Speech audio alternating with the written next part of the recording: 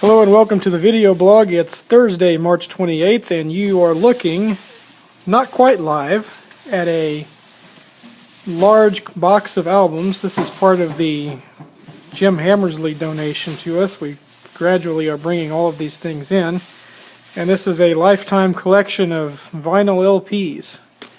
There's some interesting choices in here. Here's the best of Nat King Cole.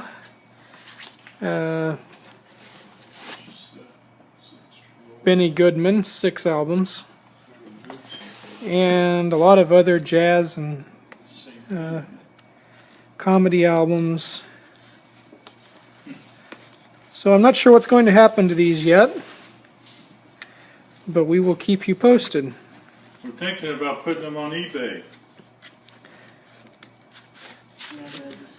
But some of them may be too good to let go of. We'll have to go through them and find out. I am working on a entry form for the Railfest Art Show, which is in the works. We have judges. We do not have prizes.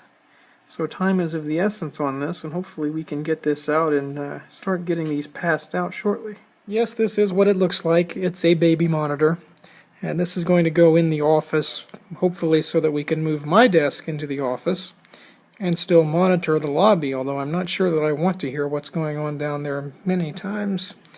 It will do the job, but I was hoping for something a little more dignified.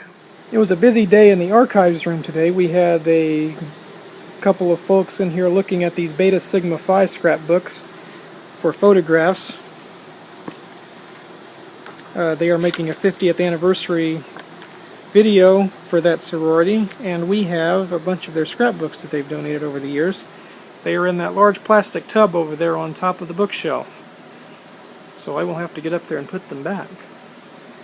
We also had a gentleman here looking for the Day family of railroad engineers, which they are here in this city directory from 1895. William Day, one of the ancestors.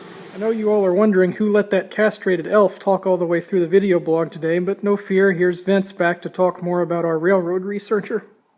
Yeah, this is Vince Sellers, the director, and we had a fellow named Day here, and we actually found a picture of a wreck here. That's his relative was in that wreck and was killed. I think they called him Stormy Day, he said. But he discovered that picture and was real excited. It's from this book, Ohio, Mississippi by Robert Smith. And that's one of the books that we have available. I also showed him the history of the Baltimore and Ohio Railroad, which, by the way, I've read that.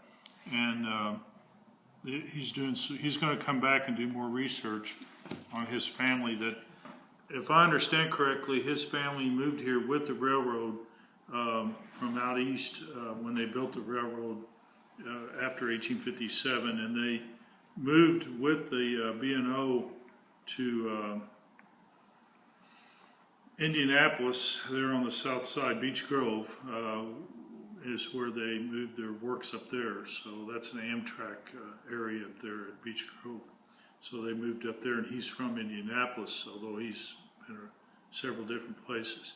I just gave a tour to Pat Lynch, who's here from Anchorage. That's Jack Lynch's oldest son, and he's a friend of Bob Delaney, who's a friend of the museum and the Corning Heritage Center. And I called Bob, and he came up, and they kind of got together.